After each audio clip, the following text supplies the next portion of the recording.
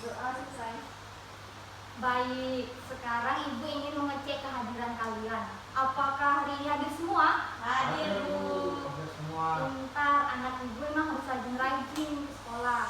Nah, sekarang coba kalian lihat di sekitar kalian apakah ada sampah yang berserakan sudah bersih. Bagus.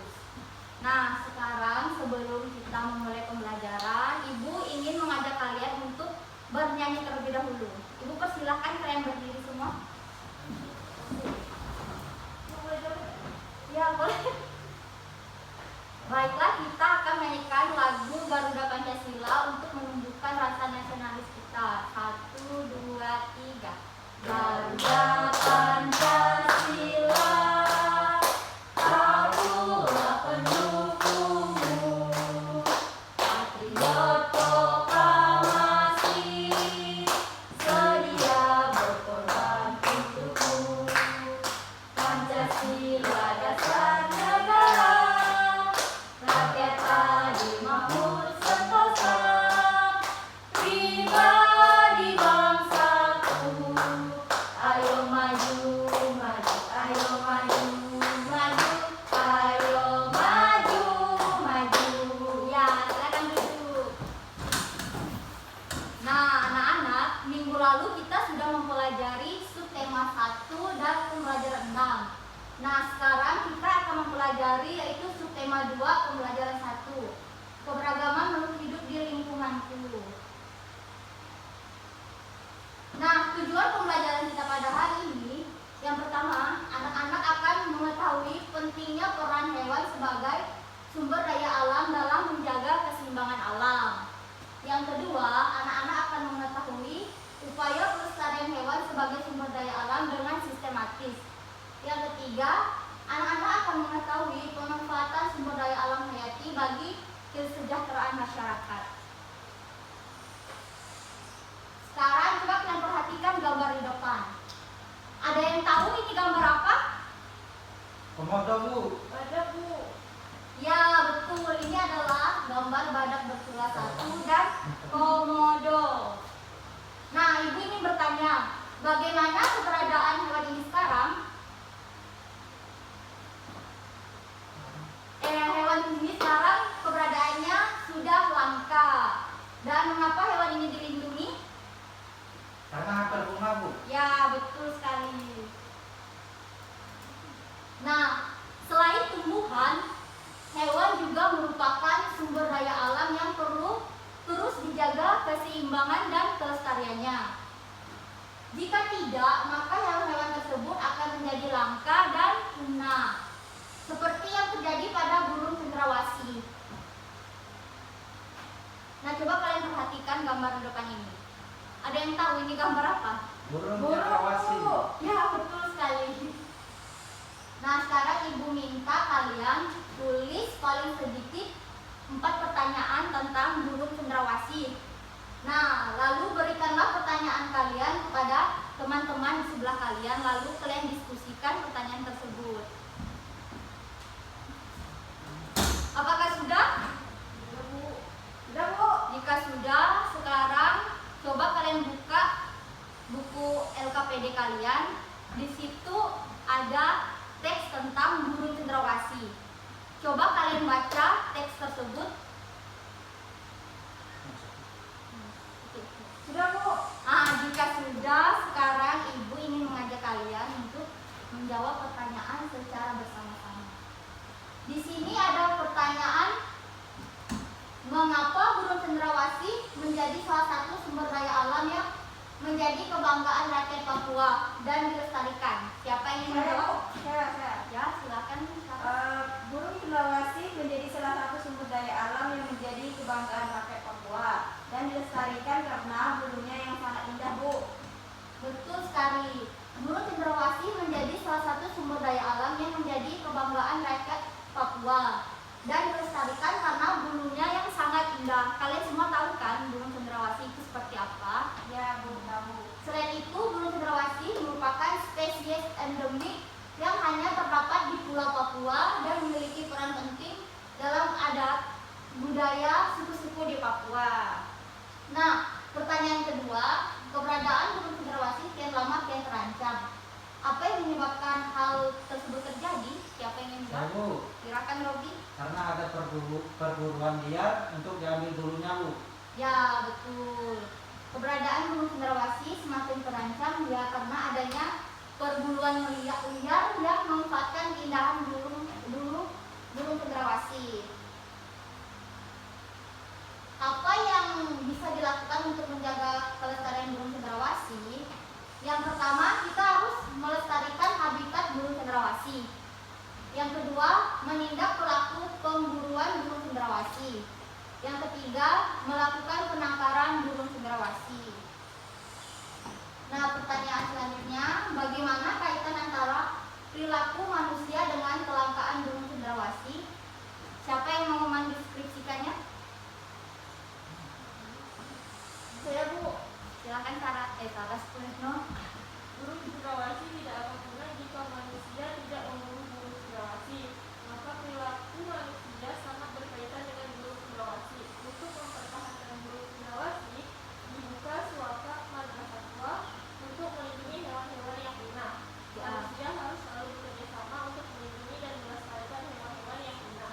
Ya, betul. Yang keduanya, bagaimana pendapatmu tentang perilaku manusia tersebut? Siapa yang berpendapat? saya Bu. Ya, silakan. Perilaku tersebut adalah perilaku yang buruk dan tidak boleh dicontoh untuk kita semua Bu, karena sama makhluk hidup manusia harus bisa saling melindungi. Ya, betul. Dan pertanyaan ketiga ada apa akibatnya jika burung cendrawasih punah? Nah, jika burung cendrawasih punah, maka keberagaman satwa Indonesia akan berkurang. Mungkin generasi yang akan datang hanya bisa menyaksikan keindahan burung cendrawasih hanya melalui gambarnya saja. Dan yang terakhir, apa saranmu agar kelestarian burung cendrawasih tetap terjaga? Siapa yang ingin? Saya Bu, Silakan Robi. kita harus punya kesadaran bahwa burung cendrawasih ini harus menjadi keanekaragaman yang harus dilindungi Bu. Ya, pintar sekali.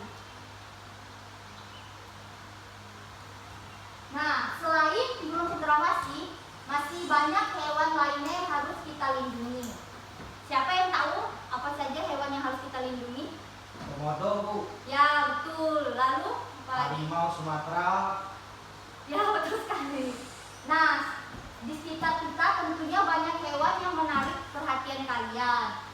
Sekarang kita akan belajar tentang hewan lain, yaitu kupu-kupu. Sekarang coba kalian pilihlah hewan yang paling menarik, lalu buatlah daftar pertanyaan yang harus memuat yang pertama tempat tinggal hewan, yang kedua manfaat hewan tersebut, yang ketiga cara melestarikan dan menjaga keseimbangan hewan tersebut sebagai sumber daya alam, yang keempat ciri-ciri hewan atau bagian hewan tersebut. Nah, sekarang kalian buat daftar pertanyaan. Setelah itu kalian diskusikan bersama teman-teman sebangku kalian dan kalian sama-sama menjawabnya. Silakan. Sudah? Sudah Bu. Bu. Baiklah, jika sudah, apakah kalian tahu kupu-kupu? Tahu kok Bu. Nah, pasti semuanya pernah melihat kan kupu-kupu. Sekarang ibu ingin mengajak kalian untuk membaca teks tentang kupu-kupu untuk menambah pengetahuan kalian. Siapa yang ingin membacanya? Siapa? Saya Bu. Ya, silakan. Kupu-kupu termasuk dalam kelompok serangga. Kupu-kupu biasanya memiliki warna yang indah, cemerlang. Kupu-kupu tidak berbahaya bagi manusia. Daur hidup kupu-kupu bermula dari telur yang melekat di daun, kemudian matang dan menetas setelah 5 sampai dengan 10 hari dan menjadi larva. Setelah 2 minggu, larva membentuk kepompong yang bergantung di ranting atau daun selama 2 sampai dengan 3 minggu. Setelah berapa waktu kupu-kupu dewasa keluar dari kepompong. Kupu-kupu dikenal sebagai serangga penyerbuk tanaman yang membantu bunga-bunga berkembang menjadi buah. Bagi petani dan orang pada umumnya, kupu-kupu ini sangat bermanfaat untuk membantu penyerbukan tanaman Bu. Ya, lalu Kupu-kupu hidup di dataran dan dataran rendah. rendah.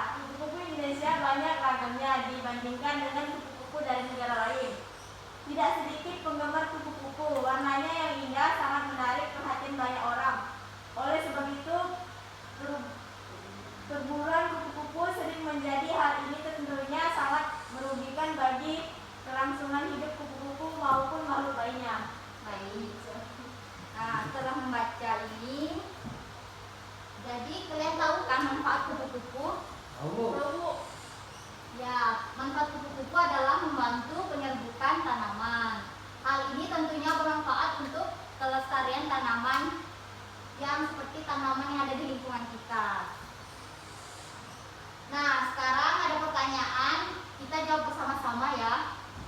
Siapa yang bisa menjawab apa akibatnya apabila kupu-kupu tersebut punah? Ya, silakan Bella. Jika kupu-kupu punah, maka kelestarian tanaman juga terganggu karena berkurangnya hewan yang membantu penyerbukan tanaman, Bu. Ya, betul, pintar. Selanjutnya, Ibu minta Retno jawab pertanyaan kedua, yaitu apa yang bisa kamu lakukan untuk melindungi kupu-kupu? Untuk melindungi kupu-kupu dapat dilakukan dengan menjaga kelestarian dengan tidak memanfaatkan kupu-kupu sebagai barang hiasan. Ya.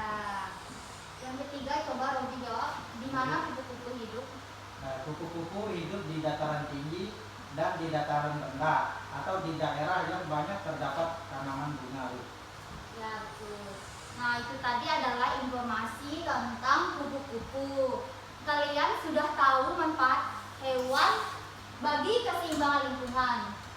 Nah, sekarang untuk menjaga kelestarian hewan, kita bisa dengan cara membuat poster. Nah, Ibu akan memberikan kalian tugas untuk di rumah, yaitu membuat sebuah poster yang berisi ajakan untuk menyayangi dan merawat hewan. Nah, isi dari posternya itu, kalian pilihlah salah satu jenis hewan yang kalian sukai, yang ada di lingkungan kalian. Lalu, buatlah poster dengan memperhatikan kriteria berikut. Yang pertama, poster harus berisi informasi tentang nama hewan dan ciri-ciri khususnya, habitat hewan, manfaat hewan tersebut bagi masyarakat sekitarnya. Setelah itu, keberadaan hewan saat ini, penyebab hewan menjadi langka, lalu ajarkan berupaya untuk menjaga kelestarian hewan, dan terakhir kalimat yang digunakan harus menggunakan kosakata baku dan kalimat efektif. Baiklah, Ibu ingin bertanya, apakah pembelajaran pada hari ini menyenangkan? Menyenangkan, Bu. Nah, dari pembelajaran kita pada hari ini, siapa yang ingin menyimpulkan? Saya Bu. Silakan Robi. Nah, hari ini kita telah belajar tentang pemanfaatan hewan sebagai sumber daya alam dan juga makanan dan bahan obatan. Sudah Bu? Nah, betul sekali. Jadi, kita harus menjaga kelestarian hewan yang ada di lingkungan kita. Jangan kita malah merusak yang ada. Nah, sekian pembelajaran kita pada hari ini. Sebelum pulang, marilah kita berdoa. Saya minta Robi pimpin kita. Baiklah teman-teman, sebelum pulang kita berdoa terlebih dahulu ya. Berdoa dimulai. Berdoa selesai.